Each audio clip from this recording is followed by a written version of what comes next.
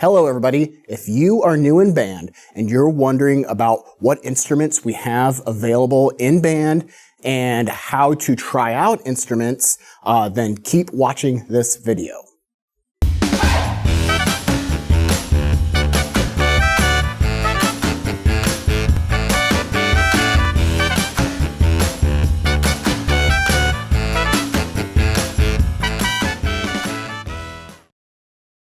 Hello, my name is Mike Meskel, and I'm the band director at Alki Middle School in Vancouver, Washington. If I'm not your band director, but your teacher had you watch this video, it's because I shared it with some of my friends and colleagues, and chances are, at least the majority of the information is the same for them.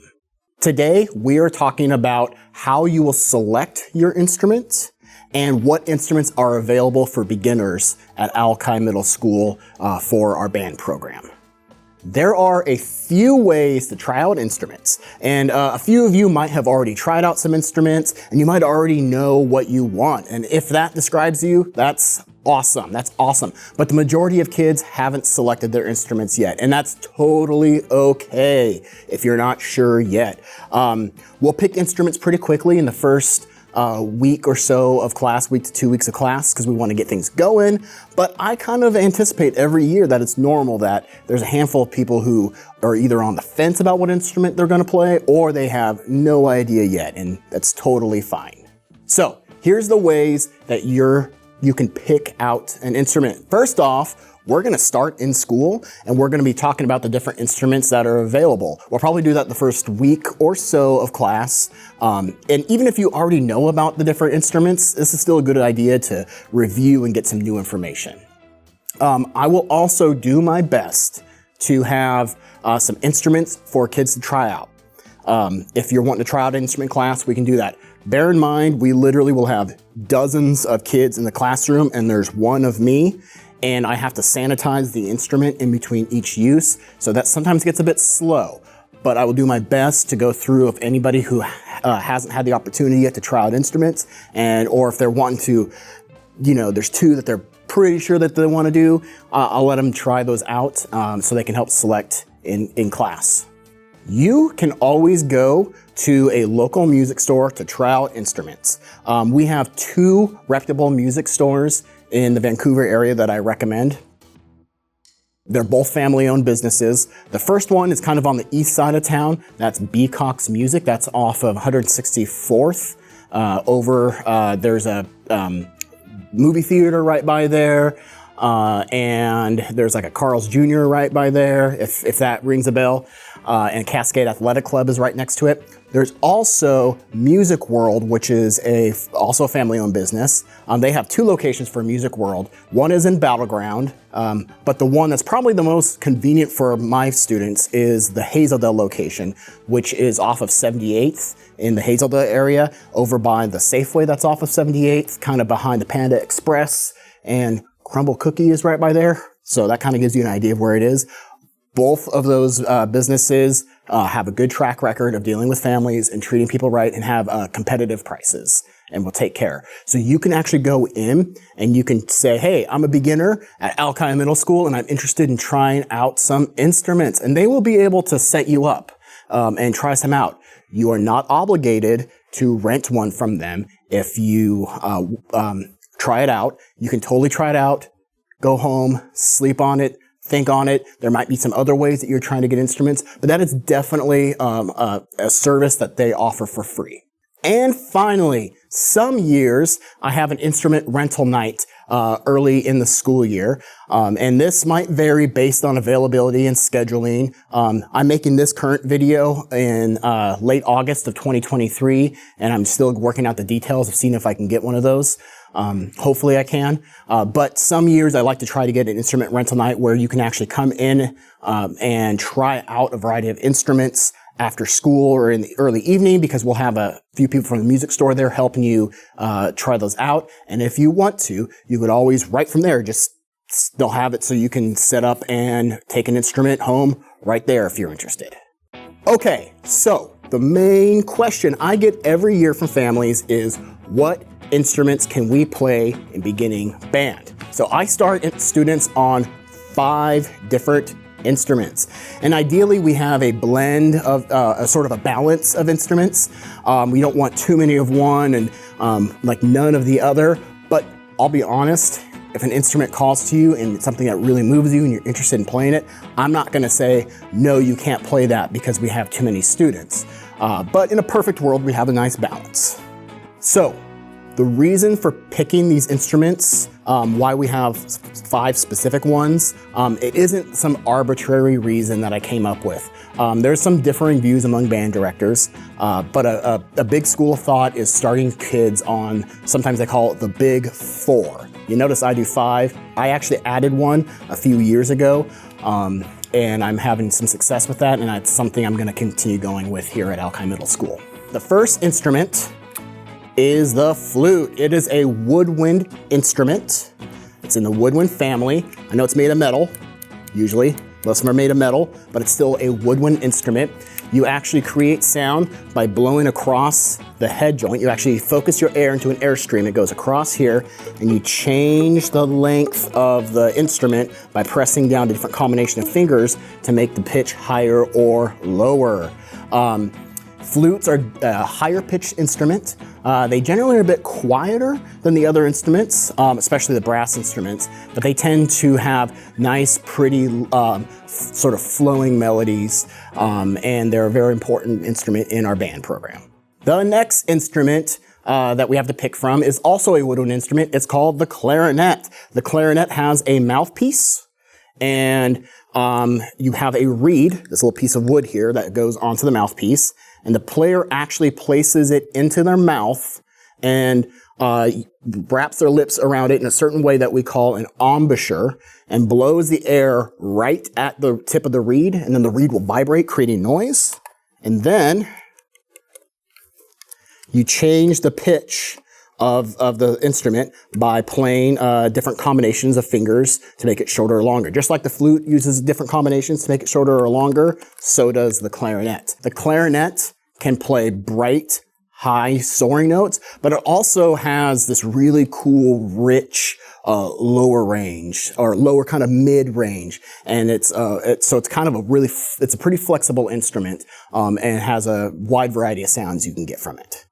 The next 3 instruments we have to pick from are in the brass family. All brass instruments have a mouthpiece, a cupped mouthpiece, and you actually put it onto your mouth, not into your mouth, onto your lips, and you buzz your lips, kind of like if you're making like a motorboat or an angry bee sound or something like that. You actually buzz into the mouthpiece, and you can make that higher or lower with your lips. Then the sound goes into the trumpet, and you change the length of the trumpet essentially by placing down different combinations of fingers and on these valves, and it changes the length of the tubing. In terms of range, the trumpet is generally a higher pitched instrument. It has kind of a similar range to the clarinet, but in the hands of seasoned professional players, the instrument can just have this screaming, soaring range that is a really nice, big, powerful sound. The next instrument we have is the trombone. It is in the low brass family. So there's the brass instruments, and within the brass instruments, we have what's called low brass. It has a cupped mouthpiece, just like the trumpet, except for it's bigger. You also buzz into the mouthpiece to get the sound with your lips, but then it goes into the instrument, and you change the length of the instrument by moving the slide in and out. That's what makes a trombone unique, is that it has the slide there. Like I said, we call it a low brass instrument. It is probably could be the loudest, most powerful instrument we actually have in the band program. And finally, we have the euphonium. It's also a low brass instrument. It uses a cupped mouthpiece, just like the trombone. In fact, a lot of trombones and euphoniums can use literally the exact same mouthpieces. They can be interchangeable. Speaking of interchangeable, you may have heard an instrument like this referred to as a baritone horn. Sometimes people use those terms interchangeably. They might call this a baritone. Technically, a baritone and a euphonium are different instruments. They're slightly different instruments, but really they're used the same way in the band program. If you play one, you could probably pick up the other and it would feel exactly, the instrument would feel a little bit different, but it would play exactly the same. In all intents and purposes, they're pretty much the same instrument, except you might notice, you might look at this and say, hey, this looks like a miniature tuba. And in reality, that's exactly what the euphonium technically is. It's a miniature tuba. It's a little mini tuba. We actually, a lot of times, some of my students who are interested in playing the tuba, I have them start out on euphonium because it is a smaller version of the tuba. It's technically in the tuba family. But it plays a lot of the same stuff that the trombone does. The big difference is that it uses valves, whereas the trombone uses a slide. The tone sounds a little bit different, but in middle school and probably even in early high school, they play the exact same parts as the trombone. Later on, it gets into its own specialty area, but it's also a really important instrument we have in the band program. So, you might have the question, what about other instruments? I know bands have other instruments than the ones you just listed, and there are other instruments. But there's a variety of reasons that I start students on these 5 instruments specifically. And I'd be happy to talk about all those reasons, but that in itself would be like a 45-minute video, and no one wants to listen to me droning on for that long. In general, these instruments tend to have students being successful in their first year of playing. We sometimes transition students to other instruments mid-year during the first year of playing. Sometimes we wait until the second year. There are also other versions of the instruments that students might switch to based on the roles that they enjoy playing in band and the physical size of the student. An example of that is the bass clarinet, which is a very big clarinet. We don't start students on that because it's a big instrument, but sometimes students who have might grow into a bigger body and they might enjoy playing those low supporting roles, might really enjoy playing the bass clarinet. Another example is the piccolo, which is in the flute family, but it's half the size. That's not something we usually start students on, not because they're not big enough, but it takes a lot more of a refined airstream to play, and that's usually something we might have students who are, a few students who are interested in playing the piccolo might sometimes switch between flute and piccolo. It's a pretty common thing to do, maybe around 8th grade at the soonest, but usually most wait until later on in high school to be able to jump back and forth between those 2 instruments. There are other instruments in the band program that I don't start students out on, essentially because of the learning curve associated with getting started on that instrument. That includes the horn. You might have heard it called the French horn, or the double reed instruments like the bassoon or the oboe. Amazing instruments. They are important instruments. I wouldn't necessarily say any instrument is harder or easier, but I will say those ones definitely have a more difficult learning curve for the first year or 2 of playing. And students tend to be more successful if they start on an instrument that's a cousin to one of those instruments and then transition. The 2 instruments I get asked most about every year, ones I haven't mentioned yet, are the saxophone and instruments in the percussion section. I don't start students on that in beginning band. Full disclosure, I'm a saxophone player. That's my main instrument. It's what I went to college to study. But the majority of students who start on saxophone tend to not be as successful as students who build a foundational base on clarinet and then switch to saxophone. A lot of instruments, you can kind of group them in families and they might be cousins. The saxophone and the clarinet, they're not even cousins. I would call them siblings. They are so closely related. And so a lot of times, a lot of the skills transfer over. I started out on clarinet, and I'll admit I was a little salty. I wanted to play saxophone when I was in 5th grade beginning band, and my teacher wouldn't let me, and I was mad about it. But I started on clarinet, and I still liked the clarinet. It was great, but I really wanted to play saxophone, and I later switched. And I'm so glad I had to do that. It built a certain foundation of my embouchure and some of my playing skills that I might not have built had I started on saxophone. But also, it's pretty common even sometimes later in middle school or into high school that because the instruments are siblings, that occasionally saxophone players might switch back and forth between clarinet and saxophone depending on what's needed for the style of music or what group they're in. So it's a great foundation. A lot of it transfers over. For a lot of those reasons, because like I said, they tend to be more successful if I start them on clarinet. We start students on clarinet, and then we might transition mid-year or sometimes into their second year of playing. The final instrument I get asked about all the time is, why can I not play percussion to start the year? And aside from the fact that we really don't want more than 10% of the band to be playing percussion just to keep things in balance, it's also important for percussionists to be very well-developed musicians.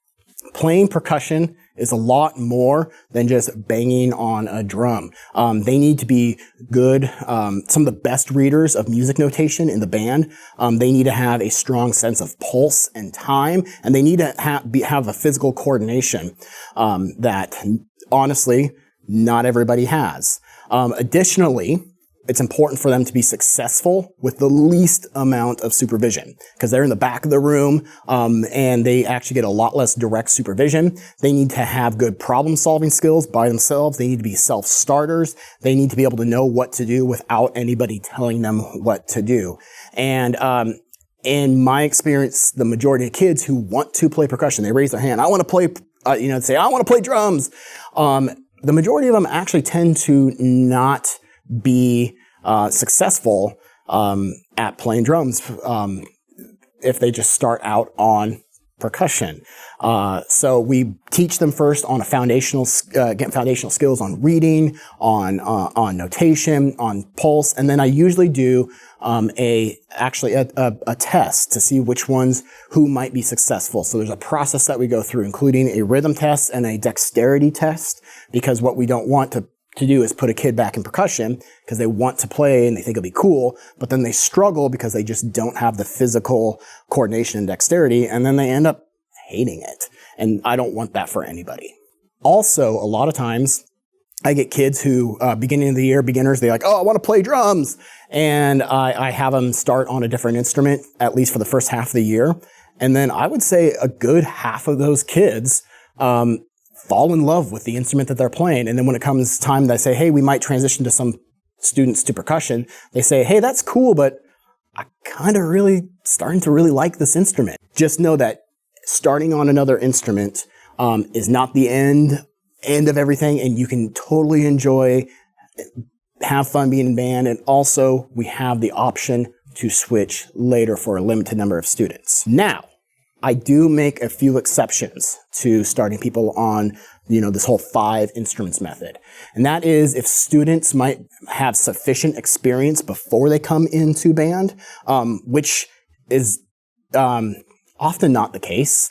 I don't expect people have been playing the bassoon for 2 years before they came into band, for a beginning band. That rarely happens. But if they do, obviously that's a different scenario.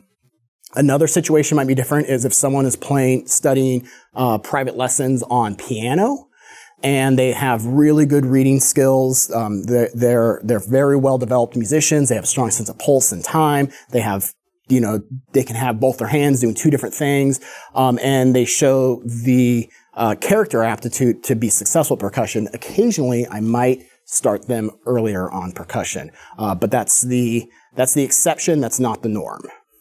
So that's all I have for now. If you have follow-up questions, please don't hesitate to contact me. If you're wondering, what do I do once I pick my instrument? How do I get my instrument? Watch my next video that I have coming up after this. And I'm gonna talk about that specifically. So until then, I'm excited for this coming year. I'm excited to work with your students. This is gonna be awesome. This is gonna be a great opportunity. All right, have an awesome day.